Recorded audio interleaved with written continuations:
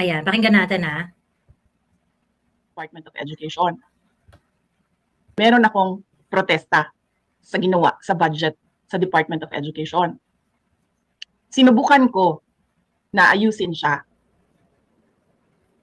last year, pero parang walang narinig. Sinubukan ko na ayusin siya pagdating namin sa Senate.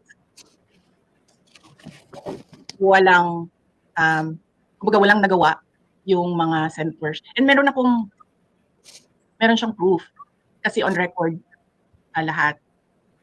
So tama yung sinasabi nila na dapat meron talagang war against corruption. In fact, kung titingnan ninyo yung budget ng 2024, ayoko lang magsalita doon sa ibang mga departments no, kasi hindi ko naman hawak yung mga papel nila. Pero kung basahin mo lang yung GAA at i-trace mo kung saan pumupunta yung pera, makikita mo na hindi maayos yung pag-handle ng pera, ng budget ng gobyerno. So isa yan sa yung tinanong kanina ng GMA, sabi niya ano yung mga rason, sinabi ko, diba, sabi ko personal, trabaho, DepEd budget, ganyan. Sinubukan ko rin naman ang problema ko kasi last year, kapag pinilit ko yung problema ng Department of Education, maho-hostage lahat ang buong budget, hindi gagalaw yung pamahalaan. At hindi din siya, makakasira din siya sa bayan kung ma-hostage yung budget. Pero sinubukan kong itama yung nakita kong mali. Pero syempre, wala akong nakuhang suporta at wala akong nakitang pagbabago. Kaya sabi ko, hindi siya mauulit sa akin sa budget ng 2025. Hindi ko na kaya na ako pa rin yung hawak ng Department of Education budget and uulitin lang yung ginawa dati. Ayun. Okay. Anyway, so punta tayo dito sa isang nakakaloka. Ang balita, yung tinatawag na Young Guns in Congress ay tutol sa mandatory hair follicle drug test ng mga public officials. Sino to? Hanapin mo nga yung news niyan. Oo.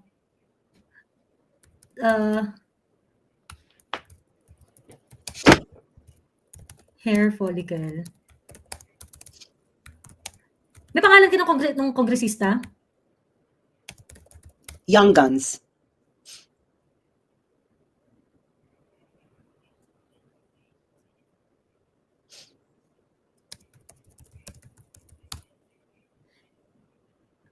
Si Migs Nograles. Marami sila ata. Marami sila, girl. Teka.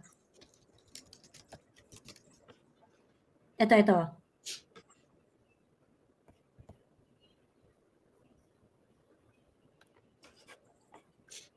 Labag daw sa konstitusyon ang... I-project mo, madam.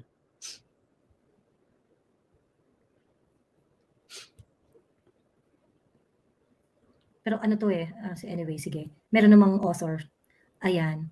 Nagpahayag ng pagkabahala ang mga mambabatas mula sa Young Guns Block ng mababang kapulungan ng Kongreso sa konstitusyonalidad at potensyal na personal na agenda sa likod ng kontrobersyal na panukalang batas na nagmumungkahi ng mandatory random drug testing para sa mga opisyal ng gobyerno. Ang panukalang batas ay inihain ni Davao City 1st District Rep. Paulo Pulong Duterte ay naglalayong itaas ang lahat ng ang lahat ng inihalal at itinalagang pampublikong opisyal na sumailalim sa random drug testing tuwing 6 na buwan gamit ang hair follicle test. Sinabi ni House Deputy Majority Leader PBA Party List Rep. Margarita Nograles na ang kahalagahan ng pagtiyak na ang panukalang batas ay sumunod sa mga prinsipyo ng konstitusyon at hindi tinutulak ng mga personal na motibo. Why would you disagree with the drug test? Ano yung personal na motibo sa drug test? Tinukoy nito ang isang desisyon ng Korte Suprema na dating nagdeklara na ang mandatory drug testing ay labag sa konstitusyon kapag isinama bilang isang kwalifikasyon para sa mga kandidato na nagpapahiwatig ng mga potensyal na legal na hamon para sa panukala ni Duterte. Tanga rin to si Migs Nograles Hindi naman siya ginagawang qualification eh. You are already appointed, bitch. Okay? Ngayon, since appointed ka na, i-test ka mandatorily at certain period of time, then kapag ka ikaw ay nag-positive, then at paglabag na yun dun sa sa rules na ang gobyerno ay nag-expect na hindi ka nagda-drugs kapag ka meron ka posisyon sa gobyerno. 'Di ba? Ito naman si Migs eh. Diyos ko po, yun nakaka-frustrate sa mga abogado eh. Parang hindi naman siya ginawang qualification eh. Hindi naman siya ginawang qualification. Appointed na. Appointed na yung tao. For example, si BBM, elected na si BBM. So hindi yung qualification. Anong qualification pinagpuputak nito ni Migs? Ano ba naman kababuhan naman ito ni Migs? Hindi. Constitutional ba ang maging public officials at addict? Correct. But would you like to be led by someone who's a drug addict? Diyos ko po naman. Ito yung sobrang dishonest nito, Sasa, and I would just like to point it out. Yung ganitong argument, Attorney Migs Nograles, ikaw binobobo mo yung sambayan ng Pilipino eh. Napakapukay sama rin naman ito ni Migs Nograles para sabihin na, hindi, nagdesisyon na, yes, nagdesisyon na ang Supreme Court, you cannot make it a condition sine qua non para mag-hold ng public office. But that is not the proposed bill of Pulong Duterte. Kasi sabi ni Pulong Duterte, yung mga na-appoint at yung presidente at yung mga na kapag kayo ay magkakaroon ng mga mandatory testing doon sa mga na-appoint at sa mga government officials, presidente, ganyan-ganyan. At kapag kayo ay nakitang positive, tanggal na kayo. Hindi na kayo pwede tanggal na kayo sa posisyon. Sabi niya, sana this applies to all, hindi lang mag-single out. Gaga ka ba, Migs? Yung batas nga, di ba? From all public officials. Sana applies to all at hindi lang sinabi ni Nograles ang panukala ay hindi dapat mag-iisa sa mga particular na individual dahil paggawa nito ay magiging labag sa konstitusyon. The panukala is actually applicable to appointed official, elected official. Actually, ako nga ang ano ko nga dun sa kasi yun bali amendment yun ng Dangerous Drugs Act na kung saan maaaring mag-drug testing ng random ang government sa mga government employees. Ang sinasabi lang doon ni Pulong, dadagdagan natin, okay? Merong random drug test na magaganap, pero kapag ikaw ay presidente at appointed official, ikaw ay ida-drug test ng every 6 months. Yun sinasabi doon. Ako, bakit hindi kailang, why shouldn't we make it a qualification na hindi nagda-drugs ang public official?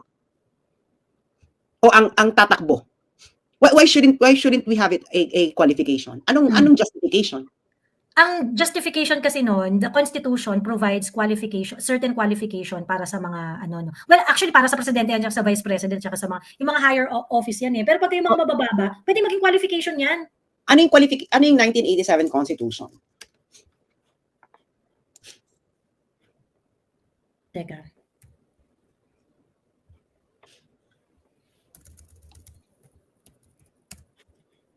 Ayan. For example, for the president and the vice president, article.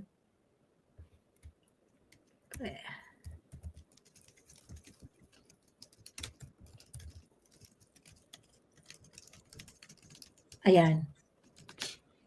Ito, for president, no person may be elected president unless he is a natural born citizen of the Philippines, a registered voter, able to read,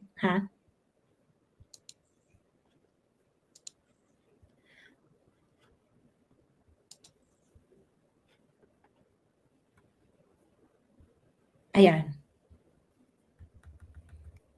Ito. Kita mo, section 2.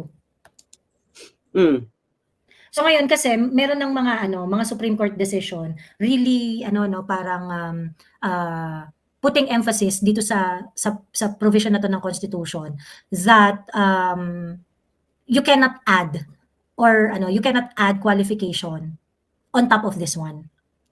So ito lang yung requirement para mag-qualify ka na tumakbo bilang presidente. Ganon. So ngayon, yung sinasabing Supreme Court decision totoo naman yun, yung sinabi ni Migs Nograles na meron na kasing meron nang nagdagdag niyan before na dapat merong drug test. Bago ka makatakbo bilang presidente, dapat meron kang drug test. However, hindi mo nga siya pwedeng idagdag because the Constitution does not provide for it. It is not allowed to add additional qualification para makatakbo. However, yung drug test na kung kunwari hawak mo na yung posisyon tapos nag-undergo ka sa drug test kasi hawak mo na yung posisyon naging presidente ka na. Pag ikaw presidente ka na, pagkatapos din drug test ka at ikaw ay nalaman na addictus benedictus, pwede kang ma-fire.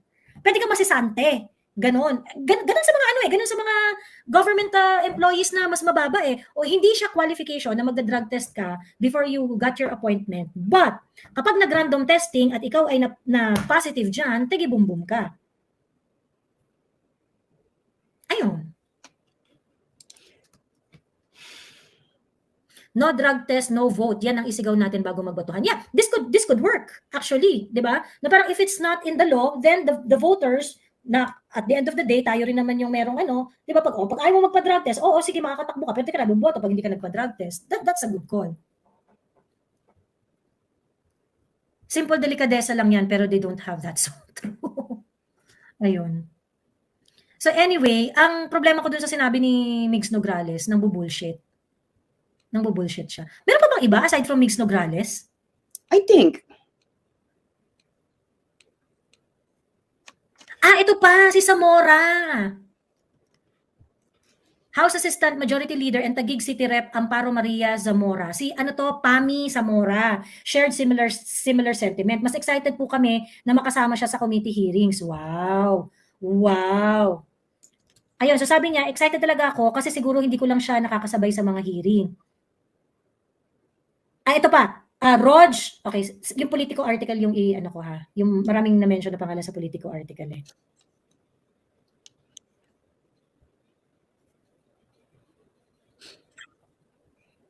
Ayan. So, ito si Zamora, Pami Zamora, si One Rider Party List, Rep. Rog Gutierrez. Excited to see our esteemed colleague attend the hearings and defend his bill. Chino Almario.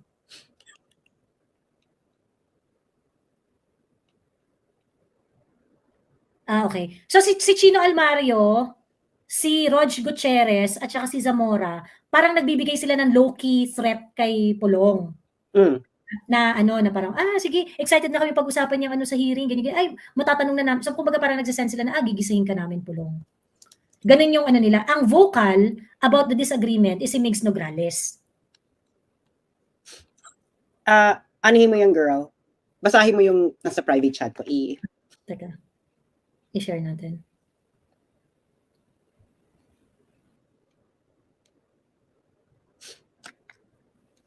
Ito. 6 public officers, nakita niyo ba? Ayan. 6 public officers fired in China's Hunan after testing positive in hair follicle drug test.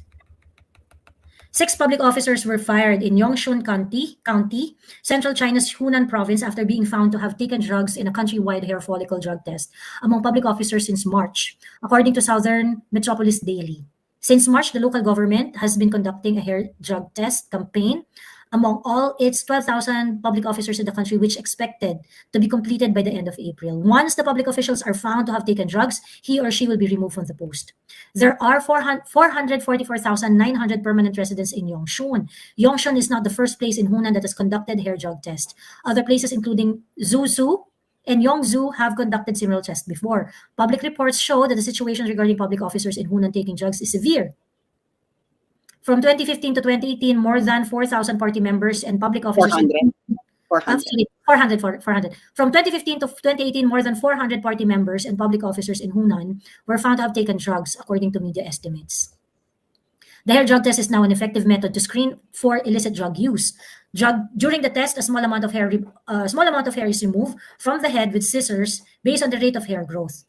Drug use can generally be tracked back within 3 to 6 months compared to conventional methods such as urine analysis and blood test. And in some cases where people's hair is long, drug use can even be traced back years. Ayan. So lugi pala ako pagka din-drug test ako, no? Mas mahaba.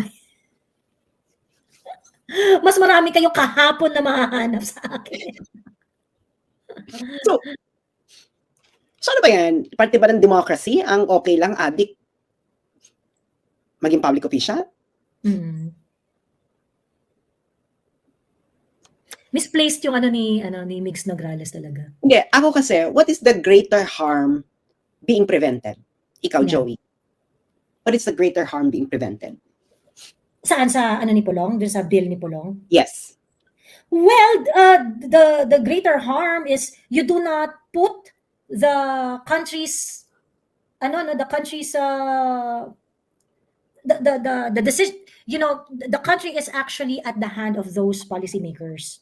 So the greater evil here is you do not want to put our country on the hands of the people who cannot make a decision rationally.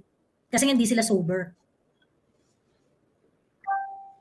So, you do not want an addict to make a decision on the affairs of the Philippines. 'Di ba? Basic. Di ba pagka ang parents ninyo addict, kukuha kayo ng sa korte, sasabihin nyo, hindi po makaka-decide yan, para sa akin, addict po yan eh.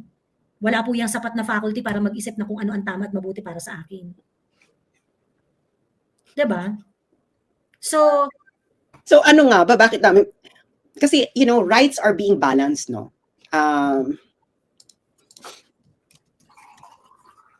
yes, be. Rights are being balanced. Mm-hmm. Halimbawa, ano bang ibabalance dito? Yung isa ay, on the other hand, it's the right to privacy. Mm-hmm. Okay? Right to privacy. And then, the other one is the rights of the collective. Okay? Social order, security, etc. Diba? So, there are actually instances when your right to privacy can be violated. When its violation is actually allowed. Ano ba, sino-surveillance ka? Diba? Masasabi mo ba na ang pag sinurveillance ka, violation of privacy. Violation of privacy na kagad yan. Diba? Tama si Eat Abroad, no? Right to privacy is a derogable right. Exactly. So marami tayo ditong binabalance, no? Kasi rights are not absolute. There are just very few rights that are absolute. No? Ibig sabihin ng absolute, wala ditong exemption. No? Whatever happens, that right has to be respected. And they're just very few. Ngayon, itong sinasabi nila na, halimbawa, is running for public office a right? Sorry. Is running for public office a right? No. What is it? Ano ba? Parang, I think it is a right. Kasi ano yun parte yun ng political freedom that you can run. Pero kasi may qualification So, you have to qualify first, 'di ba, in order to, be qualified to run. Yeah, so it is actually a privilege. I would say so, oo. Kasi it's a privilege, no? No, it's a privilege. Kasi kung right lang yan, like any right, you don't need to do anything in order to deserve the right. Yes. Or to have a certain status in life in order to exercise the right. Tama? Tama. Ngayon, ang pagiging public official, it is actually a privilege. Yeah. Actually, kahit maging government worker. worker. It can be taken away anytime kapag ka. Even ang pagiging government worker, no, it is actually a privilege. It's a position of public trust. Ayan, sabi ni Rodolfo Mago, na mukhang lawyer. Lawyer ka ba, Rodolfo? Bakit ka Ba't kagalang-galang yung... Oo, ba't mukha kang kagalang-galang? Mukha tuloy kaming kabastos-bastos. Oo. Diba? Nasa gitna pa yung hati ng buhok niya. So, for a natural citizen, yes, it's a right. No, it's a privilege. You need to be a natural citizen in order for you to have that right. So it is actually, ang ano niyan is, privilege mo yon as a natural born citizen. Nagigets niyo ba? So, you need to have a certain qualities in order for you to exercise the right. Gets? So, ngayon, itong issue ng drogay. Diba? bakit pantay ang karapatan ng pagtakbo, given, let's say, na-meet nila pareho ang qualification? Why should they have equal opportunity in running for public office? What's a good argument? Who? Ano? Sino yung inaano mo? A drug user and a non-drug user. Bakit pantay yung yung Oh, ano magandang argument para sabihin na, para ma-argue natin na dapat pantay ang kanilang karapatan? Is there any good argument? They would say, hindi, drug addict to, no? Drug addict na di ba? Drug user. Addict na oo, user na Oo. Mm. Magkaiba yung may history, sabihin natin may history history ka na lang, magbago ka na, hindi. Oo. So, ibig sabihin, bakit siya magiging pantay sa isang sober pagdating sa privilege? Oo. Oo. Mm-hmm. May naisip ko ba magandang argument kung bakit dapat siyang pantay?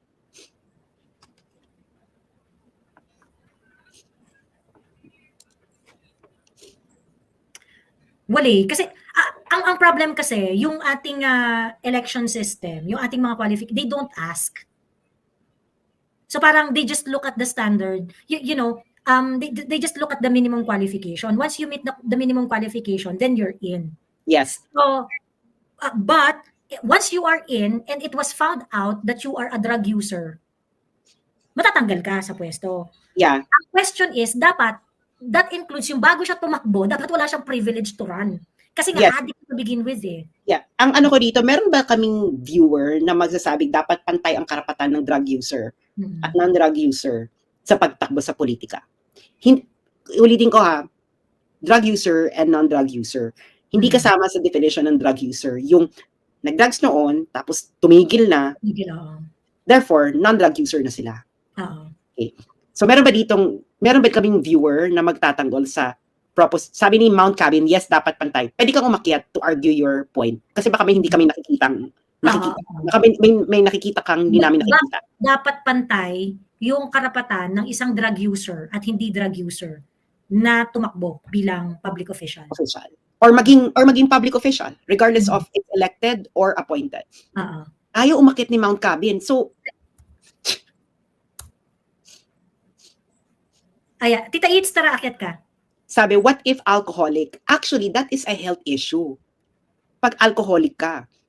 If you're an alcoholic, that is a health issue that could actually affect your performance of your duty.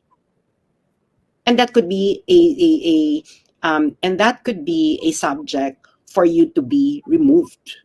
Hindi ba? Tita Itz, ano ba ang dyan? Ano ba yung... Hi, Tita Itz. Hi. Ayan. Hi, Sas. Di man, yung opinion ko dyan, no? Tama naman si Sas, no? There is bakit,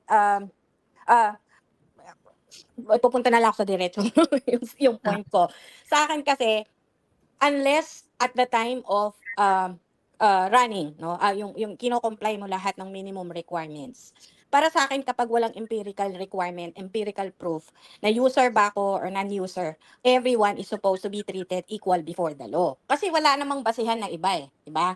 Wala kang ibang basihan. So kung hindi ka magsasubject doon sa empirical proof, there is no other disqualification pagdating dito. Kaya ang sa akin is, if you are not going to require somebody to go under the drug test, and then everybody is assumed to not be drug users.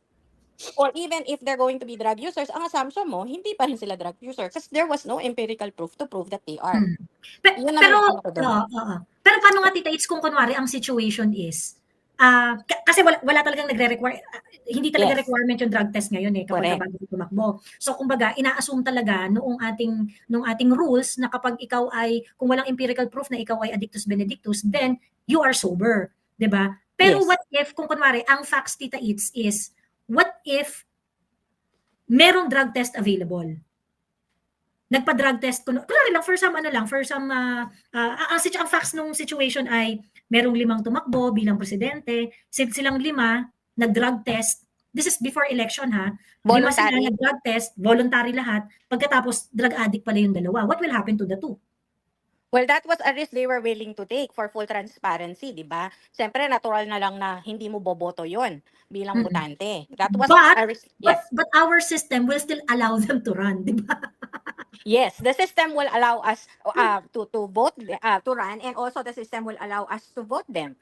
So it will also make us decide if they're worth voting. 'Di ba? So at the end of the day, napapasa yung responsibility to make that tough Oo. decision sa taong bayan.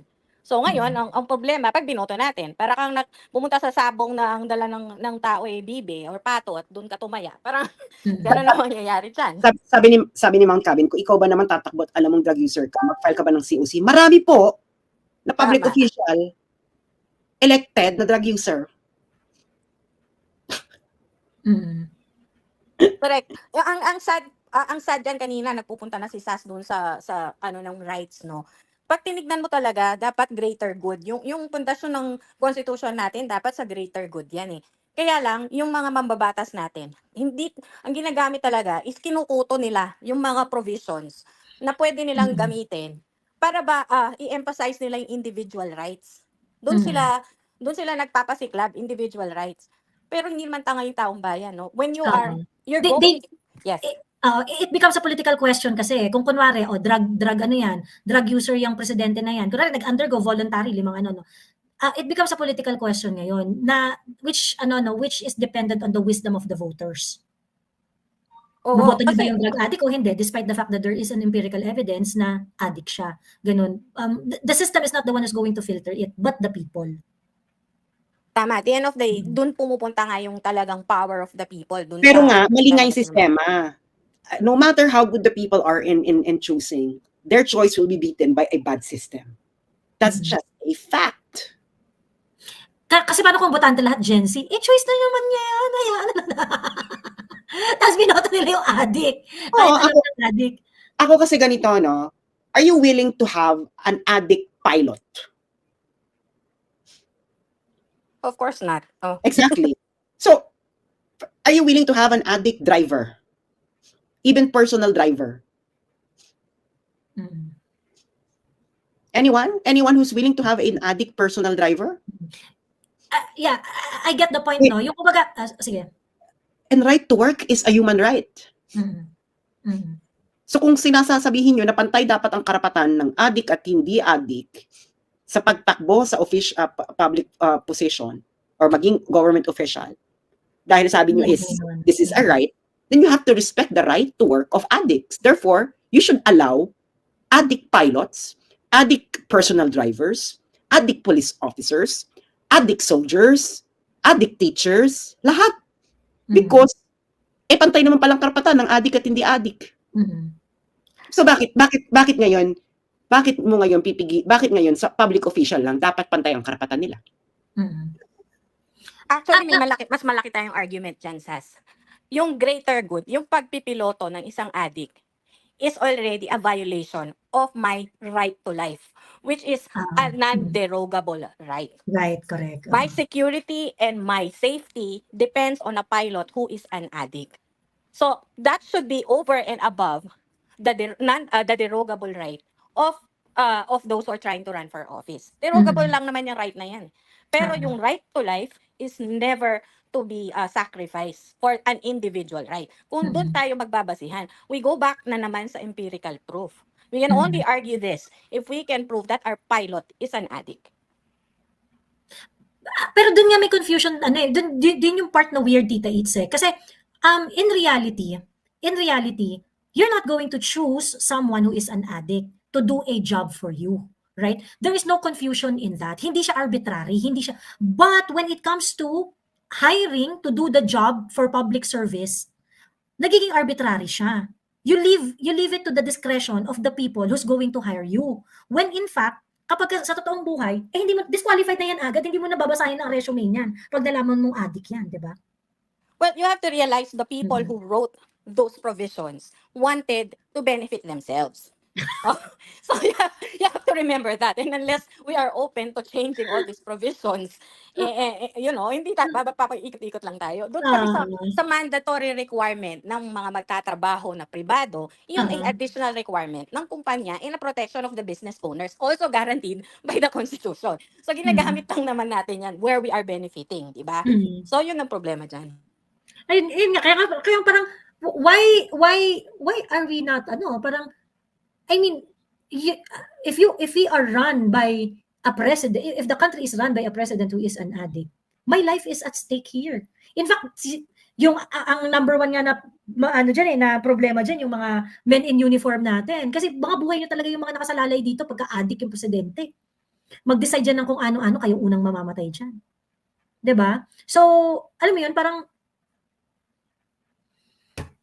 it should not arbitrary, di ba? It should not arbitrary. Yung usapin whether or not the president should be of sound mind in this situation, not influenced by drug use or any harmful substances, di ba? Kailangan natin masigurado yung kanyang rationality.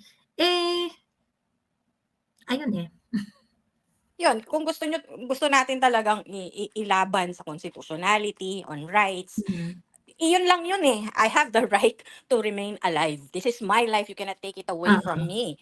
And now that I see that I am at risk because you can suddenly just call for war and meron lang bomba na you're already putting me at risk. Kung gusto mo ng talagang pangmalawakang argumento, dun yun. I don't think we're going to get there kasi hinaharang tayo dun pa lang sa pinakamabababaw na hinaharang na. But taking into consideration yung existing na legal framework natin when it comes to drug test, yung line of reasoning ni Migs mali pa rin eh. 'Di ba? Kasi parang sinasabi ni Migs, mali raw si Pulong dahil hindi raw unconstitutional daw yung ginawa niya, dahil hindi raw maaaring magdagdag ng qualification for holding the government office. But I think Migs Nograles failed to understand that hindi naman qualification yung sinasabi ni Pulong eh. Nabasa mo na ba yung bill ni Pulong, Tita Eats? Nakita ko, it's not meant for pre-qualification. It's not meant for I'm looking for how certain requirements to maintain competence. Baka meron doon eh. Naghahanap ako ng ganon, baka merong ganon. And it would be due to illicit substance abuse. Baka merong ganon. Pero I think it was better for them to argue on the side of privacy rather than adding the another requirement on top of what is allowed by the Constitution. Mas malakas argument nila dun eh. Hindi, pero yung privacy, kasi meron naman na talaga ngayon na yung bill ni Pulong talks about amending the 9165 Comprehensive Dangerous Acts of 2002. Ang sinasabi lang niya dito is that yung magkakaroon ng drug test, tapos yung drug test is going to be hair follicle drug test. Kasi I don't think hair follicle drug test yung minamandate nung 9165 eh. Pagkatapos, the following shall be subjected to undergo mandatory random drug testing. Applicants for driver's license. Tapos, ito yung binago niya, dinagdag niya yan. Tapos, letter D, officers and employees of public and private offices. Kasi that empowers yung mga yung mga private enterprise at saka sa government na magkaroon rin ng drug testing. So, yung sub-issue on privacy, actually, it is already settled kasi na-uphold naman itong mga provision na to na pwedeng mag-mandatory random drug testing eh. So, we are way past the privacy issue. So, I am not so sure kung saan nagagaling yung sinasabi ni Migs Nograles na, was she arguing, Para sa candidates lang. Yung kay Mig Nograles, yung pagkakabasa ko. Ang problema hindi naman kasama yung candidate dun sa mga sinabi ni Pulong eh. Elected and appointed officials in public offices. Asan yung candidate dyan, Migs?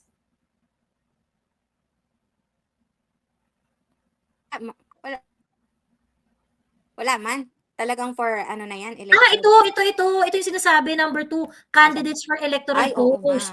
Ito. Candidate for electoral post are not precluded. Hindi siya mandatory. Exemption, oo nga eh. Ano lang siya voluntary. Voluntary lang They're siya. not, Oo. yeah, they're not prevented. Oh. They're not prevented. Candidates for electoral posts are not precluded from undergoing voluntary. Okay, so ibig sabihin, yung candidates pwede siyang mag-voluntary drug test. Okay, so hindi Ano nabasa ni Mix ng ayos. Yung candidate dito, hindi siya minamandate na magkaroon ng mandatory hair follicle test. Ang sinasabi lang is that yung candidate dito is not precluded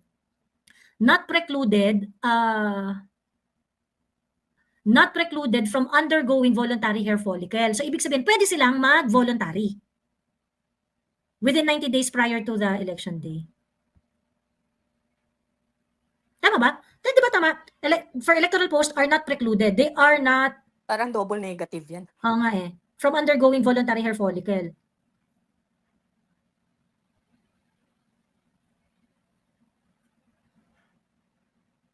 Are not precluded from undergoing voluntary hair follicle drug test within 90 days prior to the election day. But it's not a requirement, di ba? They are not precluded. Hindi lang sila pinipigilan, di ba? Ganun, di ba, tita? Candidates are not precluded from undergoing voluntary hair follicle drug test. Ibig sabihin, yung mga candidates, hindi kayo pinipigilan na mag-voluntary hair follicle test. Oo. Kung wala yung word na voluntary, double negative yan eh. Parang dapat mag-undergo kayo. Pero nilagay niyo yung voluntary. Pero ang punot dulo nito is, why exactly are you going to be against this? You know what? Pag sinabi ng Addict si Migs, Char. Nasa USB. Nasa USB. Hindi, kung ganito, no? Actually, kung ikaw, tumakbo ka, nagdodrogate ka, you are not required to have a drug test. So, yung mga boboto sa'yo, hindi alam na ikaw ay nagdodroga. Ngayon, kung manalo ka, you will be subjected to a mandatory regular hair follicle drug test. At pag nalaman ka, tanggal ka. Tanggal ka.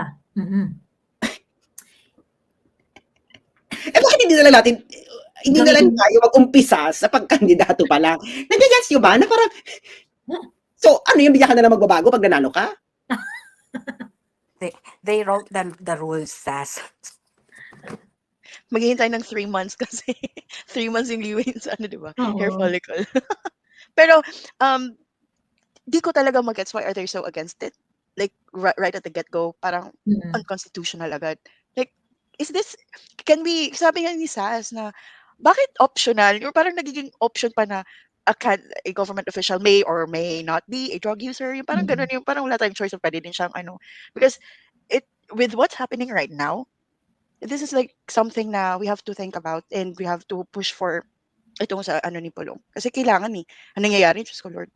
Ang problem kasi Manang Neo, yung system kasi natin leaves a space for parang our system looks at drug addiction as a political question.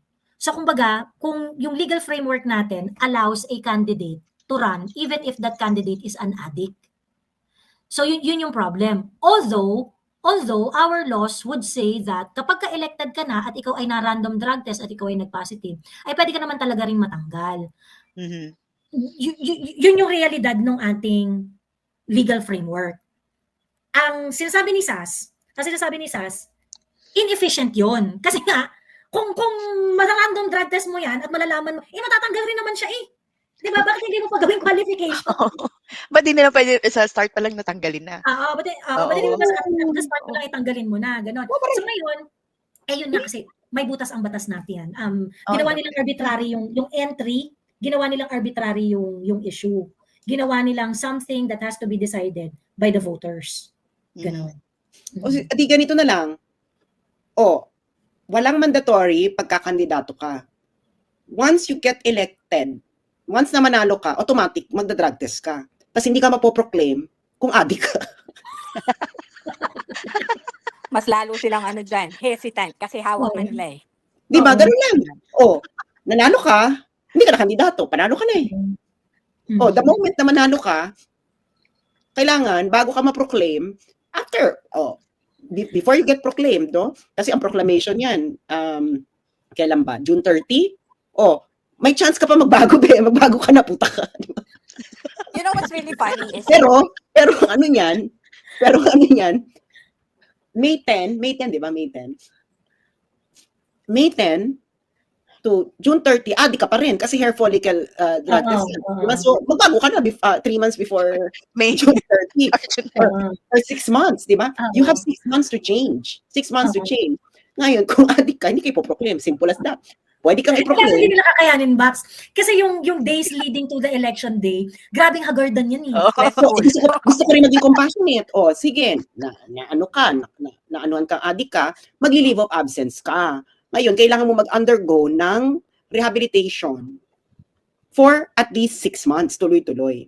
And then Before after you hold the ano. before you get proclaimed. So, pwede naman tayong maging compassionate, no? Baka naman magaling ka lang talaga, adik ka lang. Oo. Parang functional addict ka, di ba? May galing ka, addict lang talaga. May ganun lang. Marami naman tayong pwedeng gawin dyan, Migs. Bakit ba gusto mo protection ng karapatan ng mga adik na tumakbo public? What exactly is the reason? Ayaw mo nga magka-jowang adik eh. In reality, it's not arbitrary, di ba? You're not going to put your life in danger by choosing a driver na addict, pilotong addict, doktor na addict, di ba? So bakit pagdating dito sa magdidesisyon ng kinabukasan ng bansa, biglang, no, you decide. You have the right. Oo. May human right, may capability naman siya. But we have to also think, and we have to be intelligent when it comes to this. Some people would say na parang, ay, recreational drugs lang naman yan or whatnot. Ay, hindi po. Because drug addiction or substance abuse disorder definitely affects a person's brain, behavior, and leads to inability to control the use of anything. How more pa if you're gonna lead or if you're gonna hold office? Hindi lang kasi ikaw yung mga apektuhan eh. Ang dami. Ang malaking tanong doon, parang Migs, bakit pinoprotektahan natin ang mga... Baka nagka-jowa siya ng addict. Dati ayaw niya. Diba? Migs, why? Who are you protecting, Migs? Diba? Yan lang. Oo. Ayun. Hi, Tita Banig. Hello. Can you hear me? Ayan. Hello, Tita Banig. Ayan. Share ka na po ng iyong ano. Thank you. Ang aking point of view dito is yung somebody na hindi wala naman akong alam sa batas and all that kind of stuff. So, ang gagamitin ko na lang ay yung aking common sense. Kung bakit the fact na na pagdidebatihan kung kailangan ba, kung bakit kailangan mag-undergo ang mambabatas to undergo drug test is mind-boggling. It should not be even, dapat walang magsasabi, no, we should not be. Is it, pag sinabing unconstitutional, so can we not amend the Constitution to make it clear? So may butas ang batas. Can we not make it, pwede ba nating i-close ang gap to make sure that it's clear na kailangan sila? Kasi ang sa akin kasi in my simple mind, mambabatas ka and you're going to make laws. So dapat ang mambabatas ay sumusunod sa batas. True. And drug addiction, paggamit ng drugs is against the law. So so maybe meron akong dinaintindihan. So pa-explain na lang po sa akin dahil hindi ko talaga maintindihan kung bakit kailangan meron tayong conversation na kailangan na merong merong someone is going to say to go against na dapat hindi sila mag-undergo ng drug test. I don't understand it. Ito, tanong ni Toriaksoy. Tanong lang kung mapapatunayan na gumagamit ng droga si BBM, dapat ba siyang pakisagot lang po, salamat. Hindi po, dapat po siyang mag-assign at magparehab. May ano naman yan sinasagot naman yan ng existing laws natin kapag ka-user ka, hindi naman yung automatic makukulong ka In fact, may mas compassionate yung Dangerous Drugs Act sa mga user. Parang may parang may option yata yun, if I remember it correctly. May option yun na either managot ka doon sa batas na kung saan ka nahuli, yung dami ng gram or whatnot, yung ganyan. Or you undergo voluntary rehabilitation. Siyempre, pipiliin nung nag-transgress, magpaparehab siya. Diba? And sorry. Go, Tita. At saka iniisip ko kayo, itong mga politiko at mamabatas, dapat kayo nagpo-protect sa mga tao, sa population. And then if you're going to allow somebody to run for position or to be in the Congress or Senate or maybe the president na merong na drug addict, who are you protecting? Hindi, ang tanong lang dito kay Mix Nograles, no? Mix Nograles, what is the public good being served by letting addicts run for public office? Exactly. What Napaka-bobo. Sino ba yan? Yung boboto dyan, napaka-bobo. Nakainis ng ulo. Nakaalis na nga lang. Umiinit ang ulo ko. Makikinig na nga lang ako kasi grabe kumukuludog ko. Hindi ko tatanungin yung mga lalaki sa tanong na to, no? Kasi I'm pretty sure pwede sabihin nila, oo, dahil every hole is a goal. Pero Ayan na naman tayo. pero yung mga babae dito, gusto nyo bang ang kakanasa inyo adik? Ay, Sas, teka lang. Share ko lang to, ha? When I was like in high school, Okay lang sa'yo? hindi, hindi. No, legit, ha? Gusto ko talaga. Sabi ko, gusto mo magka-jowa, magka-boyfriend, yung mga parang Kurt Cobain, like yung mga ganung-ganung style. Akala ko cool. Akala ko talaga cool. Grunge looking naman kasi. Pero hindi pa. Diyos ko, wag na. Ang labo nung ano ni Migs eh.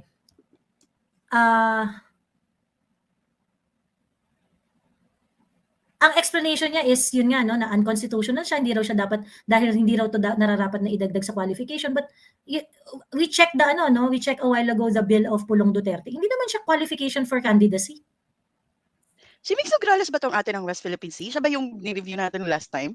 Ay, ni-reaction natin? No, iba to. Ay, okay. Ano to, current na congresswoman. Ano yan? Kapag nila. Mga Nograles sa Davao. Oo. Okay. Ayun. At regarding kay Bibi, feeling ko lang din talaga, kaya hindi siya talaga nagpapa-hair follicle test. Because probably, the moment that he will stop, the withdrawal symptoms would be like worse. Sabi ni Harold, Joey Diviv, naghahamon ka ba? Gusto mo ba No, I'm just asking question. Nagre-react si Mix Nograles sa bill ni Pulong na binasa ko naman at hindi naman siya tungkol sa qualification ng candidates. Diba? Anong point ni Migs? Ba't niya minimislead yung mga tao na parang, klaro naman na hindi Well, and so far as yung article ni ni Ruel, yung kaninang binasa ko na article na sinulat ni Noel Abuel, na sinabi ni there is a Supreme Court case already that deemed mandatory drug testing unconstitutional if it is included as one of the qualifications of the candidate. The bill is not talking about the qualification of the candidates. It is not being added as a requirement for as a qualification for a candidate. So ano sinasabi ni Migs Nograles? 'Di ba? Ayun, I mean, sinong tao nasa matinong pag-iisip? Bakit may pinoprotektahan yung mga taong adik? Ang sinasabi ba ni Migs walang adik sa Kongreso? Yun ba sinasabi ni Migs? Can we pull up the Constitution? Teka. Ito. Ayan. Okay, di ba sa pagbabasa ng, mula tayo sa preamble.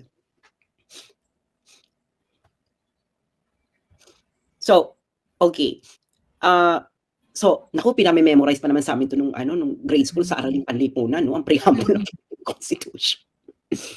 Okay. We, the sovereign Filipino people, imploring the aid of Almighty God in order to build a just and humane society and establish a government that shall embody our ideals and aspirations, promote the common good, conserve and develop our patrimony, and secure to ourselves and our posterity the blessings of independence and democracy under the rule of law and a regime of truth. Okay. So tatlo yan, no? Kung bakit ini-establish ang Constitution.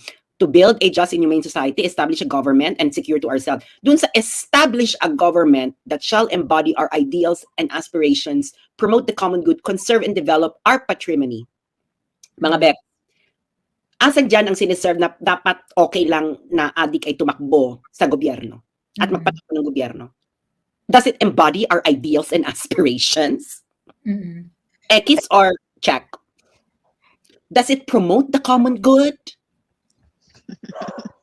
Does it conserve and develop our patrimony? No. Okay, X na kayo sa preamble. Punta tayo dun sa national, pagkatapos ng Article 1. Article 1, teka. Yung parang national, parang yun yung, pagkatapos niyan. Declaration of Principles and State Policies. Okay, Declaration of Principles. Okay, itong ating mga prinsipyo bilang mga Pilipino. Section 7. Of course, wala namang kinalaman sa foreign policy yung Addictus Benedictus, no? Wait lang, girl. Ayan, The Philippines, okay. The state shall promote a, okay. Sabi natin, section 13. The state recognizes the vital role of the youth in nation building and shall promote and protect their physical, moral, spiritual, intellectual, and social being. It shall inculcate in the youth patriotism and nationalism and encourage their involvement in public and civic affairs. Thus allowing an addict to run for public office or run the government, inculcate in the youth patriotism and nationalism. And Pwede daw maging pwede daw maging addict and patriot at the same time. Yeah, you can do that. You can do that. But the thing is, does electing or allowing addicts to run for public office and govern the country promote and protect the physical, moral, spiritual, and intellectual and social well-being of the youth? Yes or no? No, definitely No, not. X The na well-being of yan. the youth. Oo. X na mga bakla. Section 15, ito matindi to. The state shall protect and promote the right to health of the people and instill health consciousness among them. Is allowing an addict to run for public office and govern? Does it instill health consciousness among the people? Mm-hmm. No. So ano mga prinsipyong pinaglalaban po natin dito? Yun, di ba? Anong prinsipyo ang pinaglalaban ng mga congressman na tutol sa mandatory hair follicle drug testing ng mga public officials from the president down? SAS yung pinakamatindi, Section 28. Naku, ang dami naman itong bala niya. No? Section 28. Section 28 pa. Naku, lagot kayo. Matindi to. Subject to reasonable conditions prescribed by law, the state adopts and implement a policy of full public disclosure of all its transactions involving public interest. Yan ba, Tita Eats? Oo, public interest kasi yan eh. Diba? So, kailangan full disclosure tayo. Ayan pa. The state shall maintain honesty and integrity in the public service and take positive drug tests, and take positive and effective measures against graft and corruption. So, shall maintain honesty and integrity in the public service. Is it in the interest of honesty and integrity in the public service ang kailangan malaman ng mga tao kung nagdodrogay ang mga kandidato at ang mga elected and appointed public officials, mga nagpapatakbo ng gobyerno? Obviously, it is, no? Parang sabihin mo na kung anong eksena mo sa buhay. Diba? So, anong eksena? Itong talagang mga hirit ng mga Duterte. Kapag meron silang mga public statements and whatnot, it really reveals the kind of people that we have in the government. That's what I like about you sa mga putak nila Inday, putak nila Pulong, putak nila Baste. Yung mga magre-react against them, it really reveals them the kind of public servant they are. Kagaya nito, yung mga putak ni Mix Nograles, ni Pami Zamora, nung iba pang mga iba pang mga congressman. Iba talaga yung iba yung nagiging yung lumalabas talaga yung tunay nilang kulay. Ayun. Sas, gagawin mo ba yung Bill of Rights? Okay, punta tayo sa Bill of Rights. Ito karapatan natin itong mga citizens. Okay. Ayan. Game, Tita Eats ang gusto mong i-flash? Napag-usapan na natin yung Section 1, yung no person shall be deprived of. These are what we call the non-derogable rights. No? Kahit anong sitwasyon, kondisyon, walang karapatan ng sino man na ilagay sa peligro ang buhay, kalayaan, at pagmamay-ari ng isang tao. So those cannot be taken away, even during war. Diba? That is why bawal ang sinasabi nilang torture. No? Yung mga ganung bagay, bawal yon. So ano na tayo doon? Nag-argue na tayo doon na hindi mas makatarungan sabihin ko na natatakot ako mawalan ako ng buhay dahil may addictus benedictus na namumuno sa atin. Pwede ko yung sabihin. But if you can also, let's go back to Section 3, no? The privacy of communication and correspondence shall be inviolable. Tama yon. Hindi mo pwede violate yon except upon lawful order of the court or when public safety or order requires otherwise as prescribed by law. So this is also an issue of public safety. Kasi meron kang okay, napapansin mo, medyo malamya yung ano natin pagdating sa drugs. Yung mga policies na pinapairal nila ngayon is against, against the source, not against the distributor.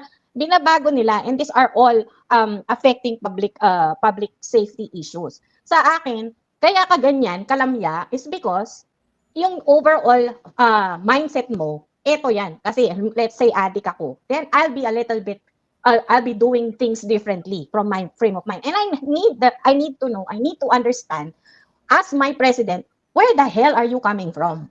You know, this is my right to understand where are your policies coming from.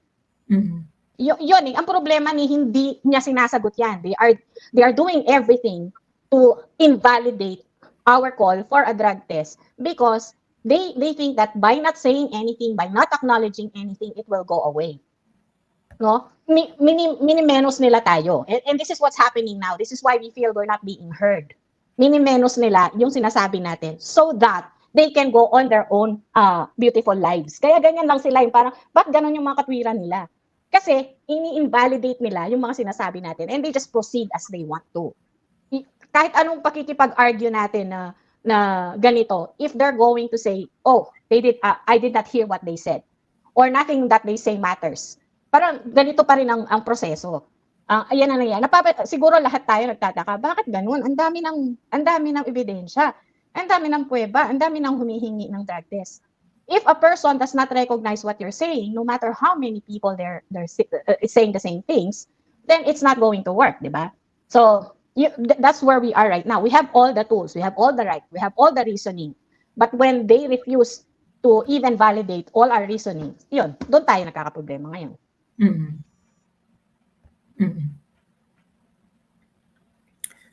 Ayun. Anything you want to add, Sas? What I want to add is bakit tumutodo tong Young Guns? Malaki siguro budget allocation sa kanila. Saka, parang, ano yung tinuturo niyo sa mga kabataan? Young Guns pala kayo, so you speak for the youth. So nag-a-appeal kayo sa youth. So, ang sagot niyo sa kanila, hindi, unconstitutional yan, kaya hindi natin gagawin. Becky ka pa lang ng taon. Ano yung ibang part ng Constitution na nagsasabi na dapat? Hindi, okay, sabi mo unconstitutional kasi hindi ka pwedeng magdagdag ng qualification. Yeah, fine. Pero anong public good yung siniserve na ang ating pwedeng tumakbo sa eleksyon? Ang hindi ko maintindihan dito, Sas, let's say ganyan yung stand nila, bakit hindi man lang nila i-encourage yung for full transparency and confidence, even though it's not provided by the law, of course, it is greatly recommended or it is encouraged that we subject ourselves. Pwede naman ganun, di ba? Bakit sila sarado? Doon ka magtataka. Bakit yung binabarel ang isang panukala na ito naman ay para sa proteksyon ng mga tao? I mean, come on, ilan sa inyo sa Kongreso ang gusto na may adik sa pamilya?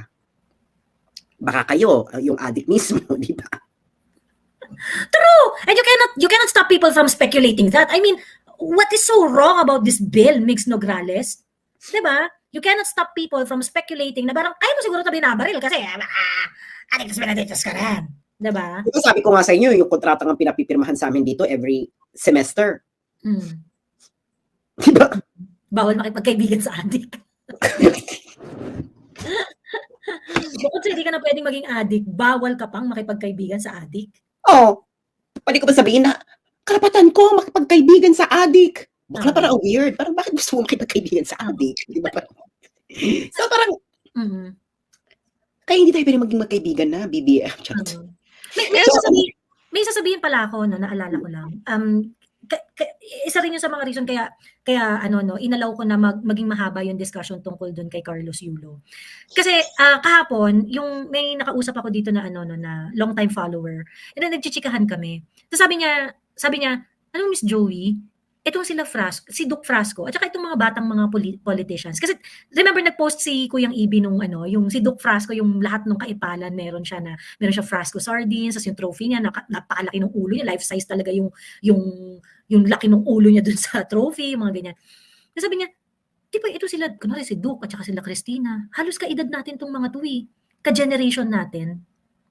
Pero itong level ng pagiging trapo nung mga tao na halos ka-generation natin, ibang level yung ano nila, ibang level yung pagiging trapo nila. Para silang trapo fortified. Itong si Mix Nograles, bata to eh. 'Di ba? But she is so corrupted mag-isip. 'Di ba? I mean, pati yung kanyang yung walang delikadesang move niya na kinuha niya ang mga Duterte para taasin ang kamay niya and then after that, siya yung mangunguna sa paglublob sa putik sa mga Duterte, yung mga ganun, yung nakakadiri. We are fighting an entire different generation of trapo. At ang nakakatakot mga bata to, ilang taon lang si Migs, ilang taon lang sila Duke Frasco. Itong si Pami Zamora, ilang taon lang rin to. Sandro Marcos, my God. And if this kind of people, ano yan, Manang? Trapo on steroids, grabe. Trapo on steroids, 'di ba? So, I mean, if ang haba pa ng mga karir nitong mga to, and if there is nothing drastic that can be done to stop these people from being elected, magtitiis tayo dyan sa mga buong buhay. That's maybe 20, 30 years of political career as public servant itong mga ito. What's gonna happen to the Philippines? Just me. 29 ata si Migs, sabi ni Kenneth. Talaga ba? Sobrang bata pala ni Migs, no? Sobrang bata, yet so trapo. Tangina, nakakadiri, nakakatakot. So, that is why we should not stop talking about yung sabihin na natin na yung mga conservative conversation kasi yung mga ganun, but it's necessary. It's really necessary to talk about it. Otherwise, ayan, choice nila yun eh. Yung ganun. Yung wokeness system, yung I think binaril at parang agad nila, inalmahan agad ni Migs, especially galing from Pulong because, of course, again, he's a Duterte. Yung parang anything Duterte related, or parang agad sila, no, like hindi pinag-isipan yung mga rebuttals, yung mga, nila, like, what the fuck, grabe, yung kadiri, yung nakakasuka na hindi kayang lunukin. Ayun, call out natin si Congressman Abante, ministro ng Jehovah's Witness, okay lang yung pagiging addict. Ayun nga parang they're not taking a strong stand against it 'di ba? Tama, dumadami sila dito sa QC, yung Batang Tulfo, yung asawa ni Maine Mendoza, mga trapo in the making. Nakakadiri, 'di ba? Sobrang nakakadiri, tangina. Yung mga new generation of politicians, they are taking the path of trapo life. 'Di ba? Kadiri, sobrang kadiri. Trapo na woke. My goodness, that combination. Hindi, you know what? It's again, this all boils down to this. Tayo kasing mga Pilipino, wala tayo sa ating kasaysayan na we can look back and say na nagawa natin to sa kasaysayan natin. Nagawa ito ng mga ninuno natin. Grabe, ito ang sense of national pride natin. Like for example, yung Bastille Day. You know Bastille Day? Yung hindi nakakaalam po ng Bastille Day. Ito po yung sineselebrate sa France. Every June, July. Yun po ang naging mitya ng French Revolution. Ito sa mga major ng French Revolution. No? July, July. July. Naalala ko, nasa Pilipinas pa ako. I think it was 2008. Kaibigan ko kasi yung first secretary ng French Embassy sa Manila. So, may invitation ako ng Bastille Day celebration. Tapos, ang mga nandun, mga elite, mga politiko, mga elite, mga predatory elites, yung mga oligarchs of oligarchs, mga plutocrats. Pero wala dun yung urban poor, yung mga nag-participate sa Bastille Day sa France. Kaya nga sabi ko dun sa friend ko, this is so ironic. Your Bastille Day is supposed to be how the French poor masses stormed the Bastille.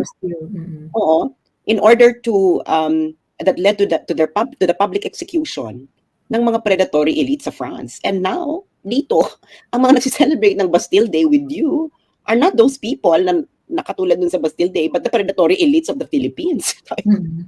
Nagigets mo, you don't have something like that in our history. Name anything in our history na our ancestors actually had the courage to publicly execute the predatory elites and corrupt officials in their society.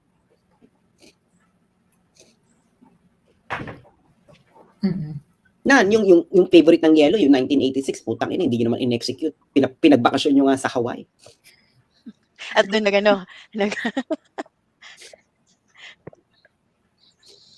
No, na parang wala tayong sense of we don't really have a sense of national pride. Kaya kung saan tayo humuhugot, beauty contest, itong sports, okay lang yan dahil that's about physicality, having a disciplined society. Diba? Pero you cannot, wala tayong masabi na walang astig na nangyari sa history natin. Na katulad ng Bastille Day, na ganon. So parang, So, kaya ngayon, itong mga predatory elite, hindi sila takot.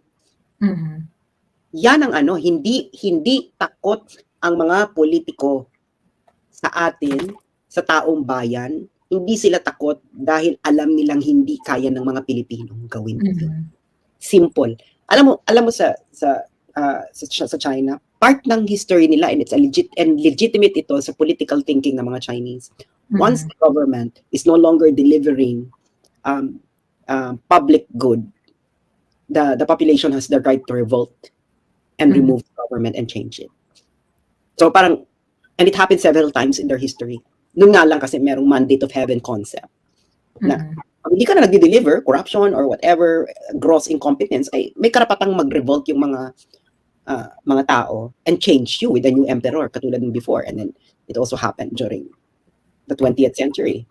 Na parang it's built in sa kanilang historical DNA. Tayo, ano yung nasa historical DNA natin? Traiduran. Diba? Diba? Traiduran. Diba yung si Bonifacio, diba? Emilio Aguinaldo, diba? Yun yung nasa historical DNA. Diba yung mga collaborator sa Amerika, diba?